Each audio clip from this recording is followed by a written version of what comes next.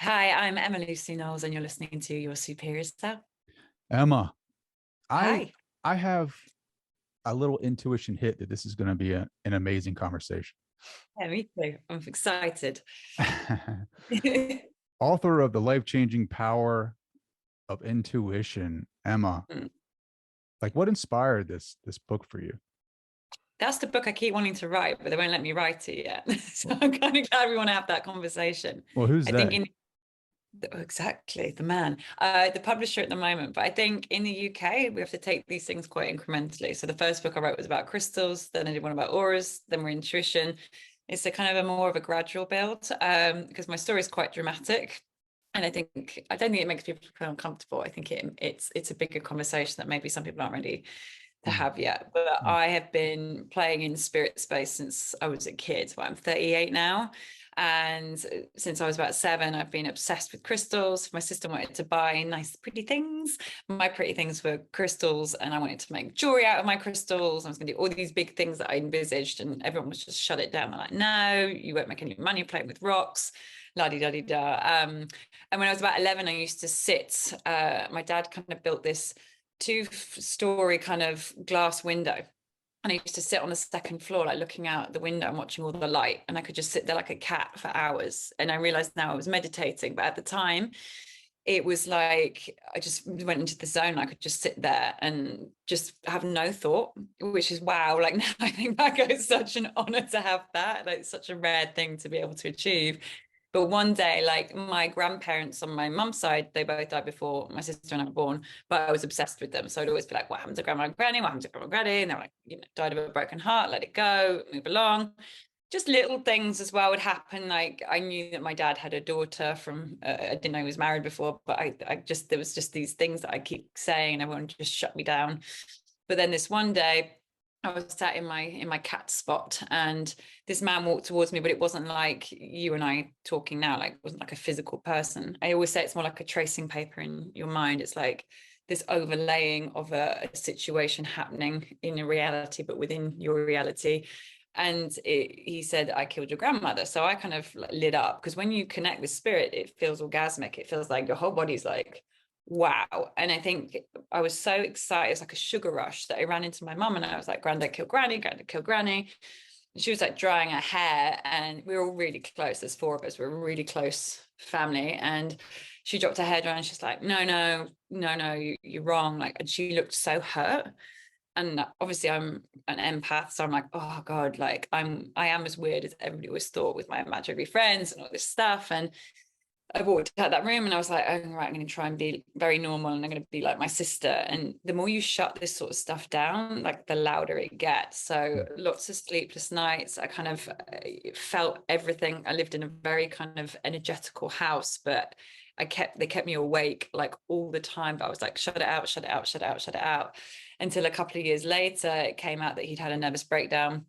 She'd gone to leave him, and then he grabbed her by the throat and caught a nerve in her neck and put her to sleep.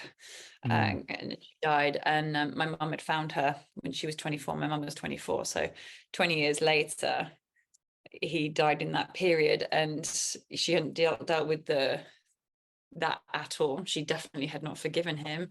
And he was reaching out through me to heal that relationship for her, which is, big at 11 years old. And that's probably like the start of it. And then first boyfriend died in a car crash. Best friend died. I was texting him and like his heart stopped. And you realize that you have this ability with helping people transition and move into the other side just as much as I'm hearing stuff, and sometimes it makes sense, and sometimes I've got to learn how to make that make sense without switching it off. So it feels very important for me that we teach people how to make sense of that stuff to them, rather than just wipe it off as, oh, that's just luck, or that's just, one of those things that happens every now and again. Aren't we lucky? It's the muscle we can tune into, and we can work it just as hard as we work any muscle in the gym. We have to put practice to it, and we have to really focus. mm. But it doesn't have to be hard work. It can be fun. And I never really felt like anybody taught me that. I found different things that helped me learn that over the years. But I always kind of wanted to put it into one book. And there it is. And here she is. Wow, that's a lot. Yeah, you could just process that. Well, I'm still like trying to process the grandfather coming to you and like telling you how your grandmother died, and then you going to your mother and then saying that, and then I think Yeah. that was 11 years old, right? So, how many years passed from that time to the actual validation of that story? Uh, I'd say 4 years 4 years. passed. But by that time, I was quite, I wouldn't say depressed. It was sad. It was very sad because if you shut off anything of who you are, I guess it's like denying your sexuality. It's denying a huge part of who I am because I was waiting for somebody to say this is who you are, and they couldn't. Mhm. They wouldn't. And for a long time, I was quite angry about that too, I think, because I then grew me up, especially doing this sort of work with this big dose of skepticism.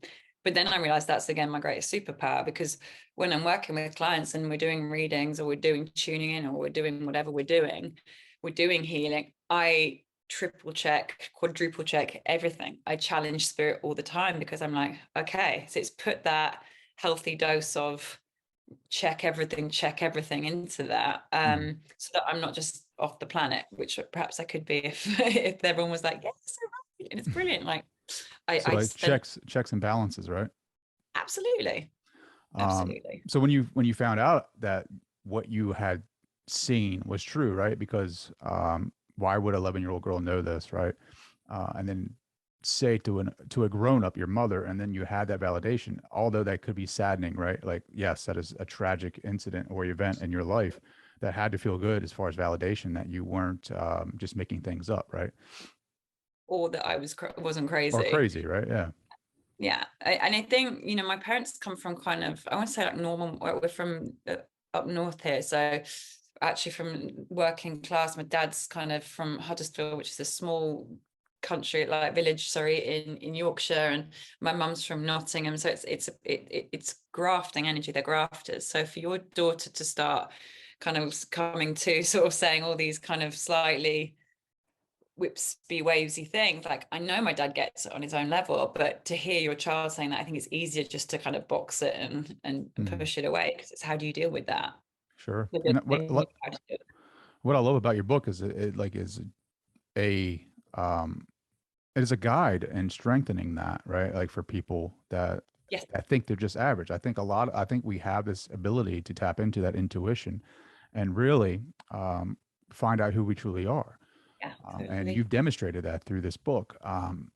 And you've given us a guide, you've given us actual tools and practices that we can implement in our lives, which I love, right? Like actually, you know, appealing to the analytical mind of mine or giving me a routine to actually do and see Yeah, my own results, right? But it's all subjective, right? Like you can give out the practices, you can give out the guides, but you can't really interpret what that person's experience is going to be because it's different for everyone.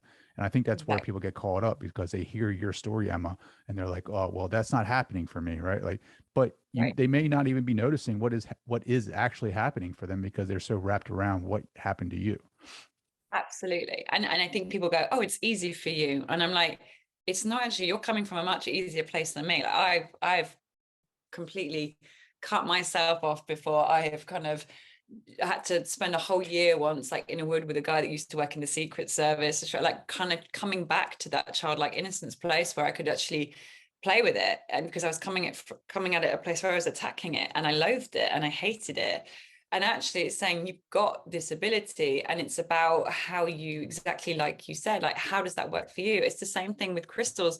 I always say to people, everyone's like, oh, my friend said I'm looking for a partner and they bought me this rose quartz and it's not working, so I chucked it out. And it's like, how you feel love is very different to your friends. So maybe the rose quartz is great for them because it vibrates at that level, but you might be looking for something different in love. You might be looking for Mm. confidence in love, or a way to speak your love. So it's all about working to find out what's right for you, and we're all unique. Yeah, we're all associated and we're all attached, and or we're all connected in very different ways, but we have to honor that individualism, and we don't. Society has cut us from that for a really long time, and we're in a beautiful turning point in the world where we're actually getting to go, okay, I can be part of all this, but also I can be this powerful sovereign being without being arrogant or being kind of, you know too over the top or think I'm special, because it's not what we're saying. I'm not saying I'm special. Like, I don't think that at all. Like, I'm very human at the same time. What I'm saying is, this isn't just my thing. This is all of our things. Like, my sister she's very intuitive, but she does PR, right? She does communication. So her way of working feels she's a complete chameleon.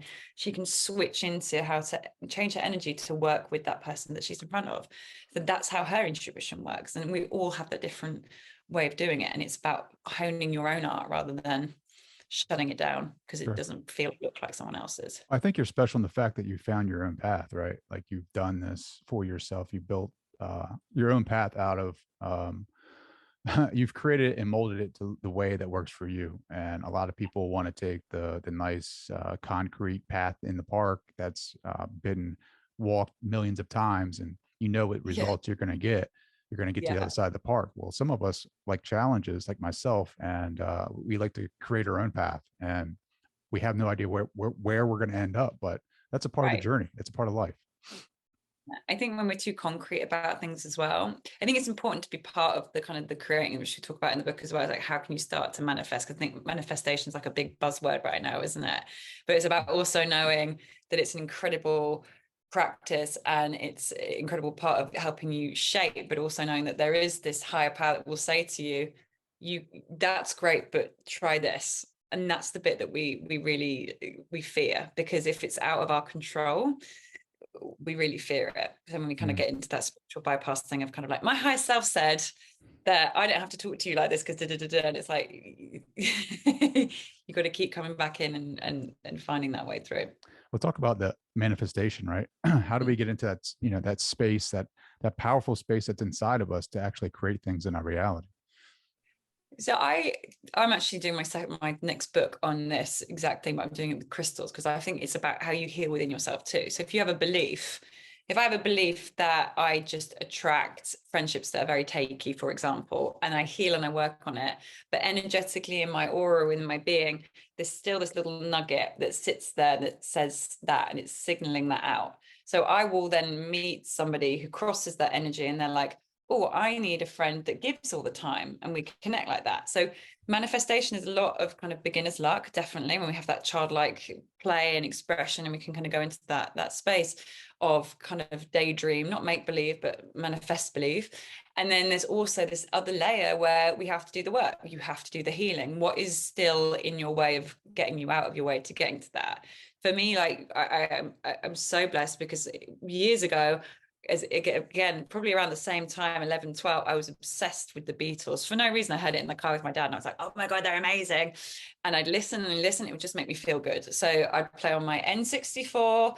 I'd be listening to the Beatles. I'm obsessed with this band, by every album. And then like, I never knew where I was going. Exactly. So you never know where you're going. But you kind of know where you're going by how it feels. And then I come out of university, everyone's kind of, this is the job I'm doing. This is where I'm going. I'm like, I have no idea. And then I go for all these interviews, not getting anything. I'm too positive. That's the thing, too upbeat. And then I land my first job, which is working reception at Apple Records for the Beatles. So then I end up doing their MySpace page, and you're like, it takes time, but some of it isn't necessarily about sat there going, this is how it has to look. It's like, how does it feel? Mm. Well, what's that? You talk about the I am that is in all of us, right? Like, is it the I am presence that's inside of us that is helping us shape that reality? Yeah, I think it's knowing that we're all part of, I don't want to call it like a supercomputer. I think my dad always says it's like a great architect in the sky, right? So there is a plan, but we get to go off plan. You get to redesign your house at any time. So it's about knowing that nothing has to be stuck, that you can shape that. So that I am becomes about, how do I want to create that for myself? And how does that then kind of work for my highest good and the highest good of everyone around me? Because you can see some people who do it all for egoic need, and it's like, I'm getting this and I'm getting that, and it works for them, but there's a lack of happiness in it, and there's a tightness, and then I think it squashes them later down the line. You see it in their health. Whereas if you're doing it for your highest good, you're kind of letting the genie out the bottle. You're sort of saying all of that is within, all that potential is within me, and there's enough to go around, and there's enough to share, and then you generate more and more and more and more, and you become more and more and more, and you connect to more and more and more. I think, did that Mm. answer the question? I love that. No, I love that. I love that. Well, it's a tough question, right? Like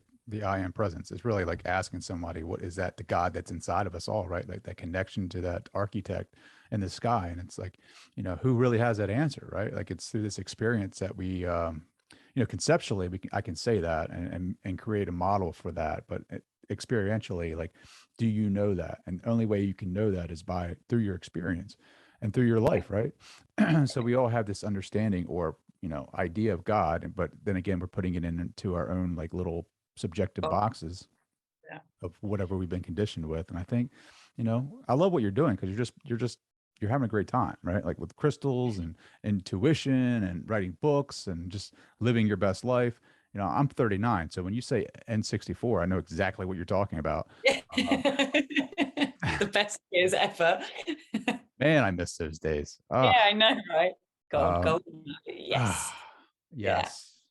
Um, but But I like think into, like I haven't always had the best of time. Like I've had some really, if I can swear, like shitty things happen in my life, which have been incredible learning. Where I always say to the people that I work with, I don't really like the word client, but the people that I work with, where I say, if you don't have to experience that on the level I've experienced it, and my teaching becomes that my medicine becomes giving you the key to unlocking that within yourself, without you needing to go so down into the shadow, then so be it. mm, So like there's always the good and the bad and the balance, and it was about keeping the light, or keeping that belief and that faith in the times when it was the hardest and the chips were really down. But when I left my job, like I the publisher said, do you want to write this book? I turned it down. They came back 6 months later and the writers pulled out. Do you want to do it? I've been working for a CEO. I was working 8 a.m. to 8 p.m. for him. I'd see clients in the evening, at the weekend. I was like hammering it, giving it. And when I left that job, like I wrote that book in 2 weekends, and it was the first time I'd ever had praise. Because all through school, it was like, you're useless, like it reinforced uselessness. And then to hear someone say, this is amazing, like you write really well, and you've been told you're not very good at English because you can't spell. Like I write how it sounds. And all that fun to almost have been squashed out of you, for that to start unleashing. And I left that job. I literally walked in there and said, I'm going to leave. And I think I had like £300 in the bank. And I said, look, guys up there, if we're going to do this, let's do it. But like, I have nothing. Let's go for it.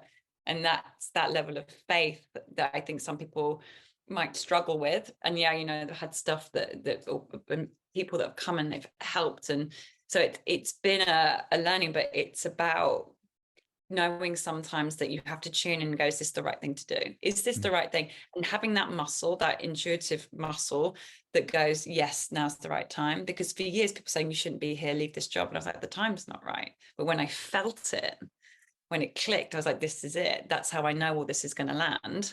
mm. It was the easiest decision. I didn't even discuss it with anybody. I didn't even have a letter. I just went in the next day and said, this is what I'm going to do. That's amazing. I know there's a ton of people right now saying that's awesome. Like they wish they could do that, right? But that fear, right? That fear that holds them to that job, to that. I mean, it's like it's like you're shackled to this, right? Like you have the golden handcuffs. It's like Right. you might not be happy, but yet you have bills, you have responsibilities, you have kids. Totally. Yes.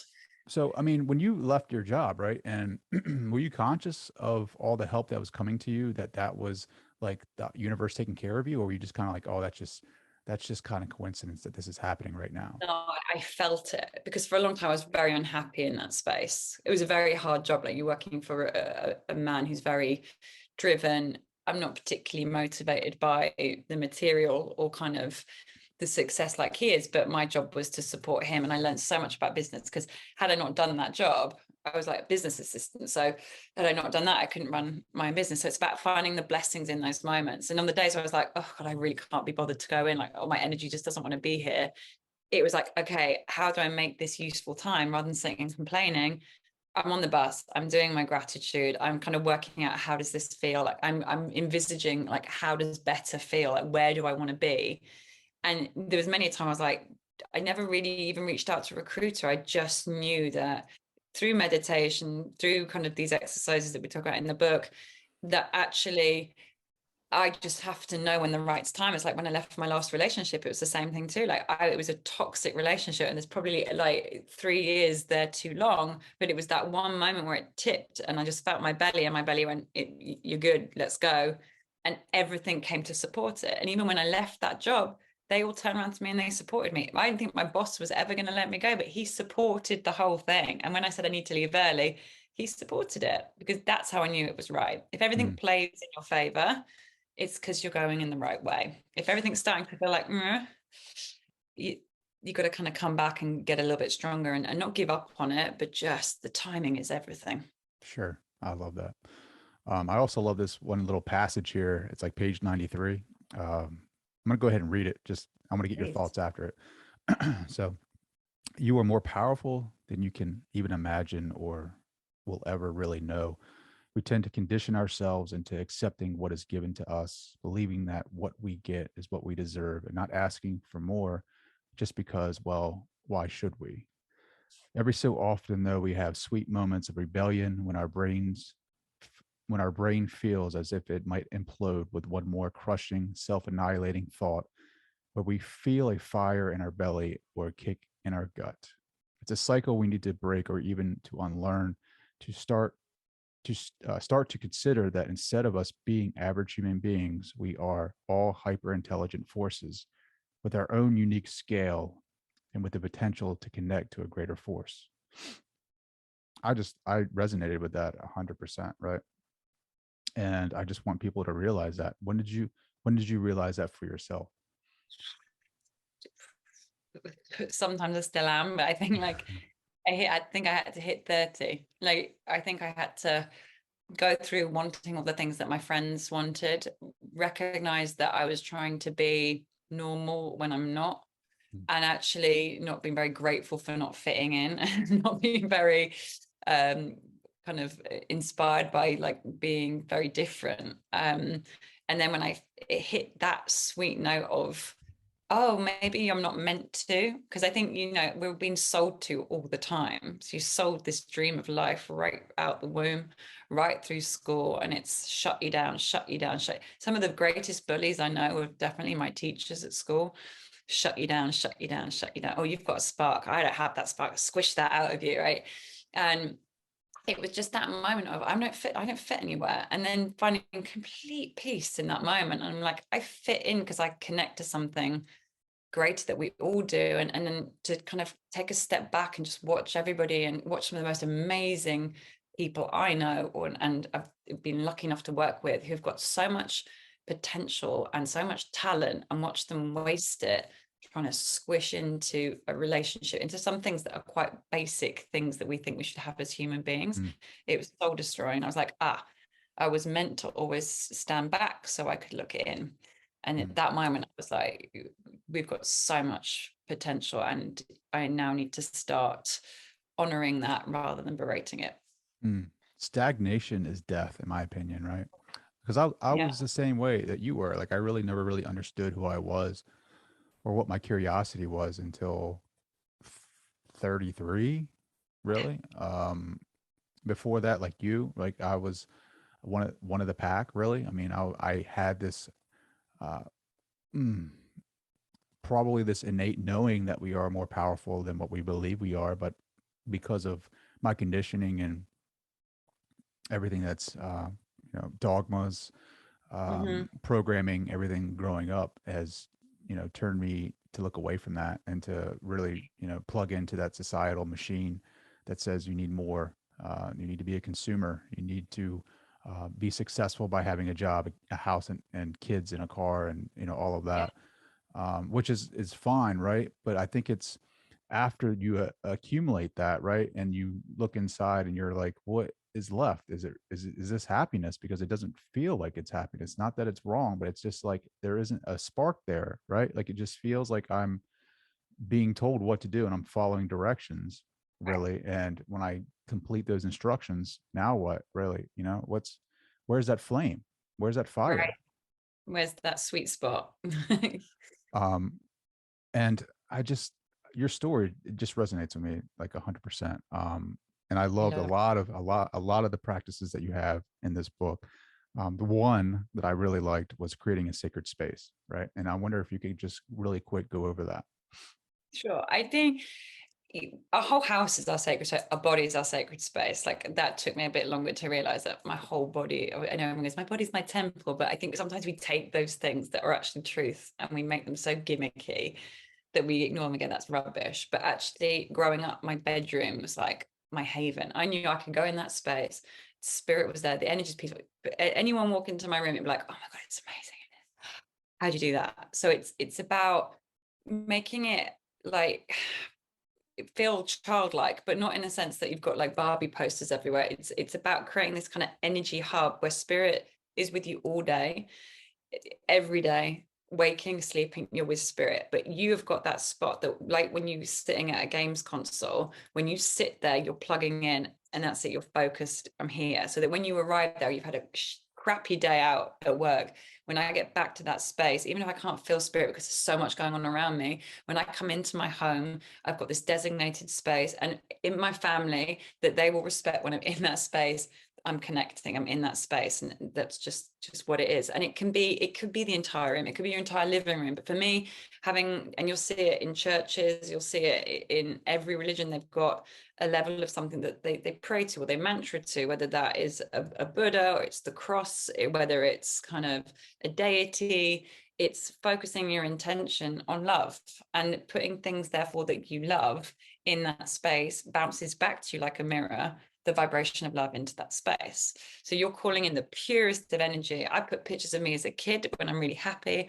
I put plants. I've got a lava lamp over on this one. I've got them all around the house now, but things that bring me those vibrations, but things that represent all the elements, because I think elemental energy is really important, like that, connecting to nature, connecting to earth, to water.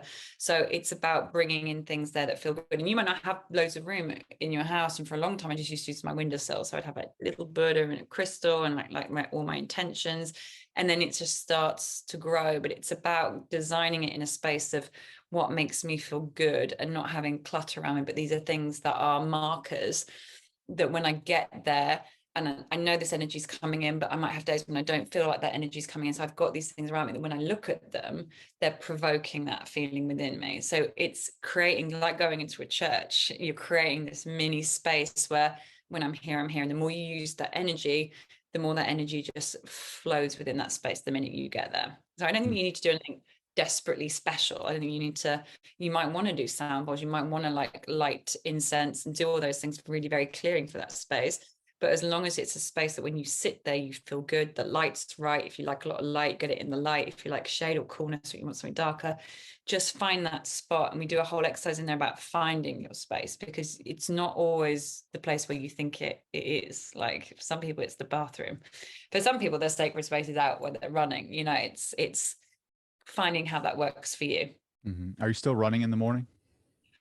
Do you know what? I love running. And then this year, I've had this mad year already with energy, but I had a 12-week back injury and what had happened is I'd woken up some past trauma in my back, but it's taught me new skills that I had to go and learn, like spirit release and past life regression.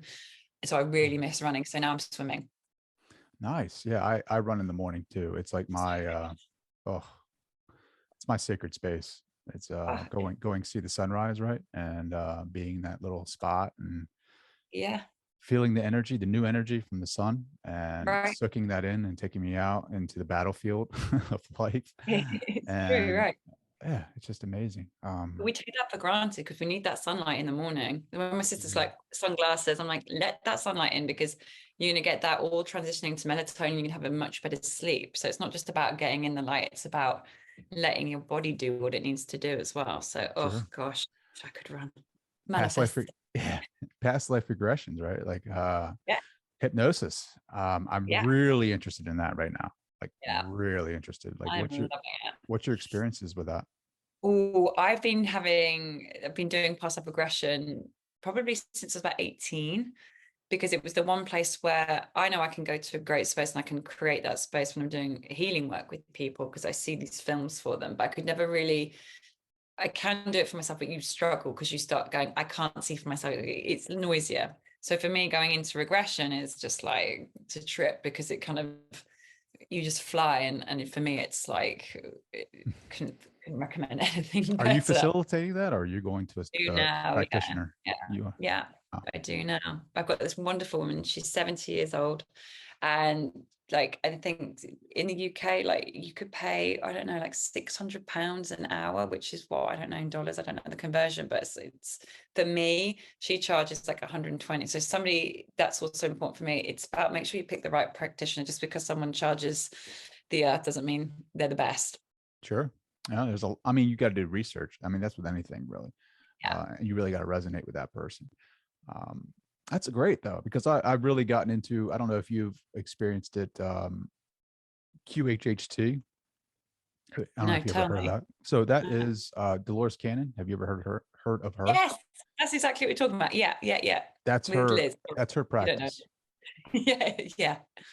Very So cool. they take you to a past life and then they regress you even further to the higher self, and then you receive information from Yes. the higher self, and then you can have And questions or healing. something like that. Fascinating. What do you It's think? so important. What do you think that?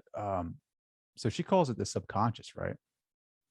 Like when you get into that state and you're asking questions of it, right? Um, I guess that could be the architect, right? Like that could be the server, that could be the network that we're all connected with. Um, Yeah. have you ever communicated with that?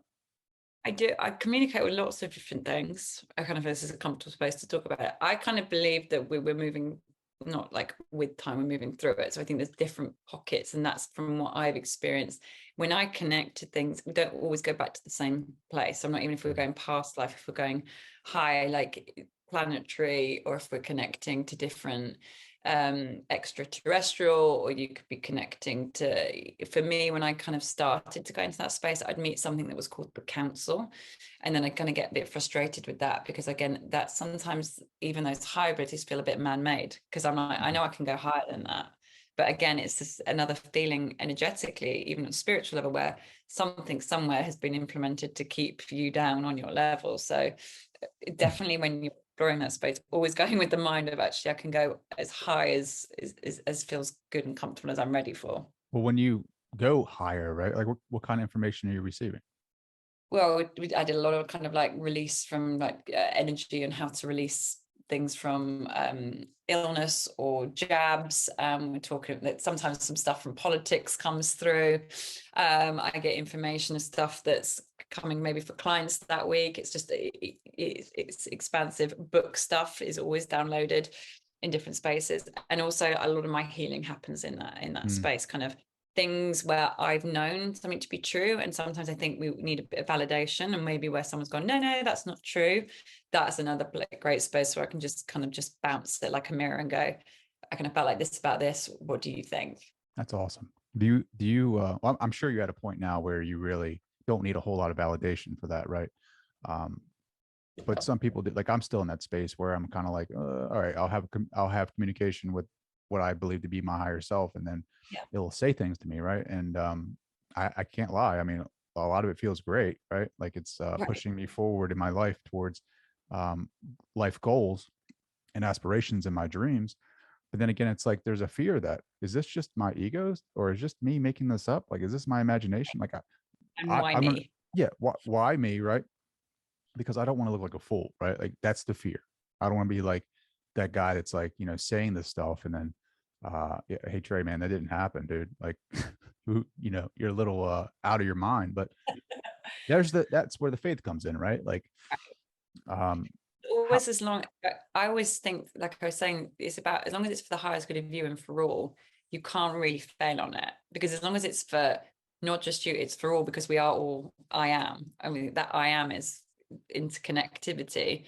And I think when people are doing things for, it's that old parable, isn't it, about the two wolves, kind of like which one you feed. mm, If you're doing things with goodness and it's heart led, and you're doing it for the betterment, if something doesn't land as you think, but you get into it, and I've had a couple of things like this, there's so much stuff that you learn. That's what I'm saying. Don't give up on the belief. There's things that you need to learn in order to get you to that space.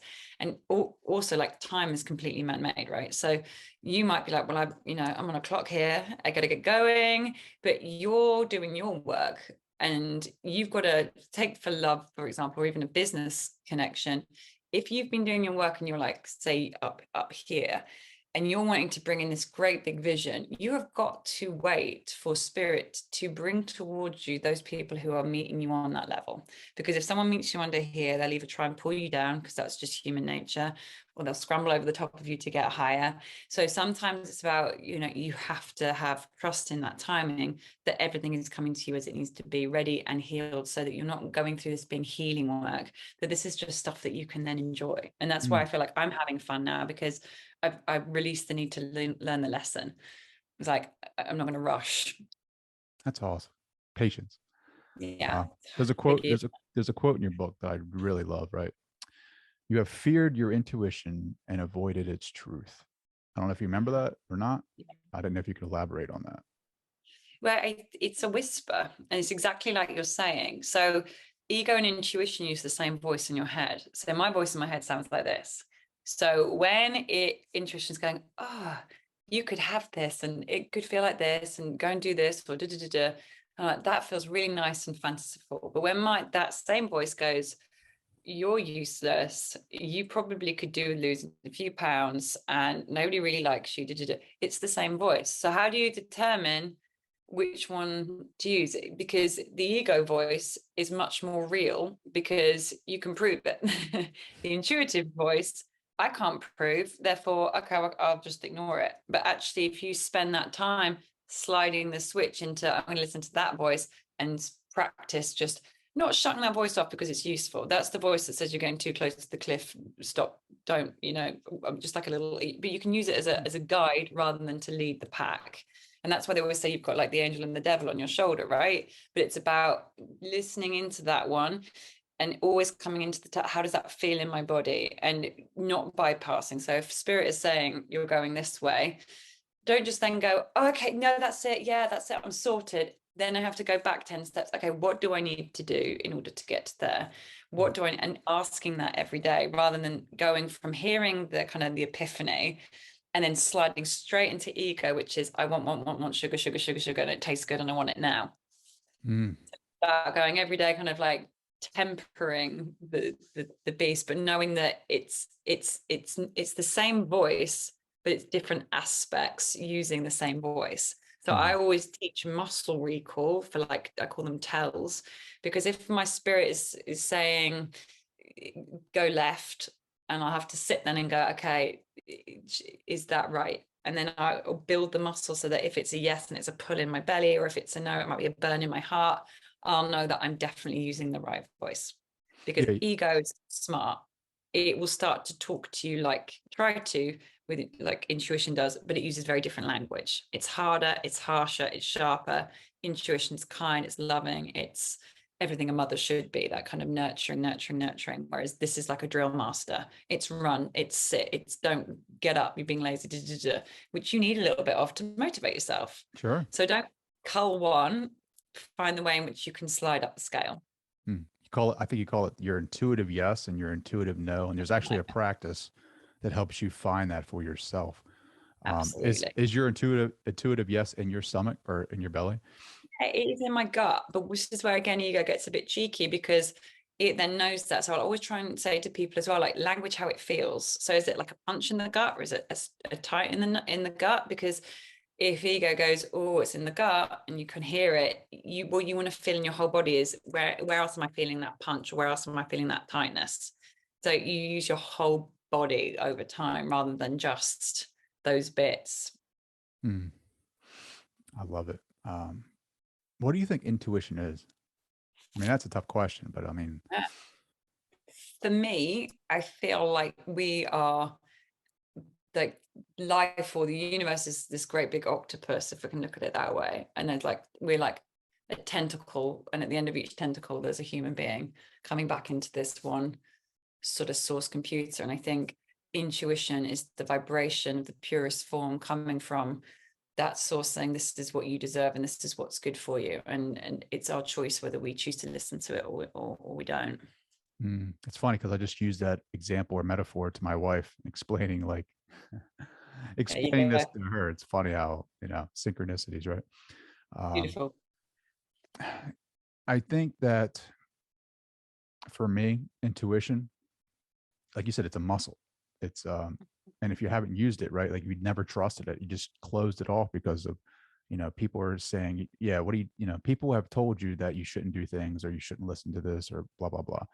And so like now people are starting to realize what intuition may be for them. And I think it's just like going back to what you said about going to the gym is like you have to work this muscle and then maybe haven't like be open-minded and skeptical about it at first, right? But then as you learn what that muscle does for you and what it brings forth in your life, that's where you build that trust and that faith where you can really lead into that intuition. I don't know, what are your thoughts? Definitely. I think it's like, it's just something we're not taught to use. Like we're taught, aren't we, how to read, to write, like that extra sixth sense is something we've been brought up to. It's like witches use it or kind of wacky woo-woo people use it. So it's kind of been tainted, I think, again, by this kind of higher kind of being in the man-made world of kind of let's not listen into that because that Sure. gives you free will. I think when you listen to your intuition, you're in your freest sense of self and you're not going to do things that just suit other people. You do things that suit you and therefore make you happier. And in making you happy, you make everyone else around you happier. And I think sometimes it's like, I call it like a sleeping dog. Sometimes it can lie really dormant and you're like, where are you? What's happening? What's happening? And what's going on? But you think it's dormant until something massive happens. So if you start working with it in a time that you get that muscle so strong, it just like using your core, right? It starts working for you without you even recognizing it. So it doesn't have to just come to those big moments in life where you feel like it's disasters happening. That you use it in every bit of your life, and you're using it like a kid. You're playing with it because that's what it is. It's playing. It is letting you connect to something, and it is about you co-creating. It's not like going, this is the path and that's it. It's about going, it's explorative. If I went that way and I visualize that, how does that feel? And use my intuition to tune into that. Well, that doesn't feel quite right like that. So if I change this and this, how does that feel? I think we just got a bit lazy, or we're sold to it. Like, what's that movie? Have you seen that movie Wall-E? Where Mm-mm. like all the humans so fat and they're kind of living on this other planet, and we're in this one, and like it's just we're Oh, floating around. Wally. Yeah, yeah, Yeah, Wally. Yeah, yeah, yeah. yeah. That's how I think that's how we've gotten a little bit. It's like we rely on everything else to tell us what to do, and then Mm. we rebel and we kick out when it doesn't. And then when we go, this is how you do it, and it's a bit of hard work in play. We're like, well, that wasn't what I signed up for, because I was always told I was just going to get this, this, Mm. this, and this, and Mm. it's not as hard as you think to undo it or to get started with it. It's not. Yeah. I think Disney has got some awakened script writers, I think. With Wally, I totally agree with that. And then I think there's another one where Ghost or something like that, where the guy dies and Oh um yeah, yeah, about the soul. Is it soul or something like Soul. that? Yeah, Yeah, yeah, yeah, yeah, yeah, yeah. yeah. Yeah, my kids watch all these movies and I'm like, So whoa, good. there's some really strong messages in there. And I'm like, these guys have to be taking some like you know, some Tripping away. trips and they're going back and writing these scripts and I'm like really resonating with them. I'm like, yes, that's what I'm talking about, Disney. Right, Um exactly. Exactly. they're tapping into the universe for that universal truth, the big truth, Right, and that's why they're completely. so successful. Intent, right? Intention. How Absolutely. important is that for It's manifesting in everything. abundance? Everything. If your intention is like wavering, and I think Esther and Jerry Hicks do this brilliantly, is that, intention is what you're sending out to you. So I think like we're sat in a great big spider web. And if my intention is I want an ice cream, then it's like I'm sending that signal out, and I know how easy that is to get that. If my intention is about like I want a Ferrari, and I send that intention out, but I start then going, but then I don't have the money, and I start to like just the wave of the signal gets really weak. So I have to kind of get really sharp in making sure that that particular part of the web is strong, which is where I think the healing part comes really important. Because if you've had relationships or you've attracted things that sort of make you not believe that you're allowing of those things, you need to heal that energy within yourself. So again, the signal is strong. So I think intention is the start of it, but the intention signal is everything, and keeping that vibration tight is really important. Do crystals help you with that intention? Do they help you with your energy? Like I haven't really been a big crystal guy and I really don't know a whole ton about it, but could you give me just like the beginner's guide of what crystals do for you? So they're like us. They've been formed over like thousands of years of pressure under the ground, like bam, bam, bam, and they're like naturally occurring minerals. And what they're doing is they're vibrating, just like I was sending off a signal. Their energy is a bit pure because they don't eat junk food, they don't watch rubbish telly. They're kind of clear, and each crystal is vibrating at a different intensity, different frequency. And what we recognize is that those frequencies kind of naturally help us start to align our energy. So when we've got our energy centers or our chakras, back in the day, we could sit and each one of those would be spinning in a clockwise direction, and those vortexes of energy would be pulling in and pushing out beautifully. But then when we do kind of, people drink, they take drugs, that kind of negative thought, bit by bit, those energy centers start to, I don't like the word block, but for me, it's they start to turn the other way. So they start to, like, you start to go into this little turtle shell, you start to hide yourself within your body and away from your energy. And the crystals are a bit like having the mobile phone, right? You kind of have them with you and they can naturally start to affect the way in which the energy spins, and clears that up for you while you don't really even need to be doing much with them. Like, you can meditate, you can take a bath with them, you can take them on your run, but they're like having like this Wi-Fi box that just helps you just align your signal without you really needing to do much. And I think, again, with them, intention is important. So we start working with them and helping people to work with spirit work more, because there's something, I guess it's like when people go and read tarot, they might find it easy to have tarot than to have a psychic reading, because there's a card in front of me that I can see that says this. And I think crystals, they give you that focus point as well, as much as anything. Like, I can focus on this, I can put this in my hand, I can feel it, there's a heat, there's a pressure, something is happening, that my mind will try and kind of say it's rubbish, it's this, it's that, but actually I'm feeling something, and that's the difference. It's Mm. something here that's happening to my human. Is that how you find the best crystal for you? Absolutely. It's What's your connection. what's your favorite crystal? Oh, it's a big one. I think labradorite is amazing because I think it helps you reflect your heart truth. So if you kind of think that you're sort of saying, this is who I am and I'm brilliant, but you're actually quite shy with it, sometimes it helps push beyond that shyness. So I really like that particular piece. But anything yellow is great for me because that's all about the power center, about the belly. Just getting anybody into believing in themselves is a huge thing these days, I think. So color is as important. Mm. So it says in your bio you're clairvoyant and a hands-on healer. Clairvoyant, what exactly is your definition of that? So it's been always really difficult to kind of put into what are you, because for me, like, the word clairvoyant, it resonates but it doesn't always. Like, psychic resonates but it doesn't, because there's always these stigmas attached to those words too. But for me, I'm a seer, so I see. So when I was learning healing work, what I realized was like, oh, this is a bit boring, I want to do it this way. And then as I started to work, I closed my eyes and I'm working on somebody and I've never met these people, these films would start playing out in my mind. And when they'd Mm. left, I'd be like, feel really sad, because I was like, this all looked like junk to me, I have no idea what this is. But then over time I started to get ballsy and I'd be like, all right, saw all this stuff. And then people were like, oh, it's like, you've read my diary. And I just started to tune that I realized that spirit's showing me, again, like I said, where you're going, what's happened, what we need to shift, and saying to you, these are your choices. So it's kind of, for me, it might be easy to say seer, but I think people like clairvoyant word because it's that. But then sometimes I hear and it's, sometimes I feel, sometimes I see. It depends on the person I'm working with. So if someone's more visual, I'll see more visual stuff. If someone's more of a thinker, it'll be much more words in my ears. And it's just knowing that it doesn't have to be just one thing, that actually you've got to keep changing hats with it. Mm. Yeah, that's a terrible question. I don't know why I asked. Who are you or what are you? Like, it just No, I I think it I is. I always think forget. I forget the five clairs. Like, I just keep forgetting them. Right. Like yeah. But then they have like. such a negative kind of, if I go on TV, like, they won't use that word. They'll be like crystal guru. And I'm like, okay, because it's like, it makes people feel really uncomfortable. Sure. They want a word.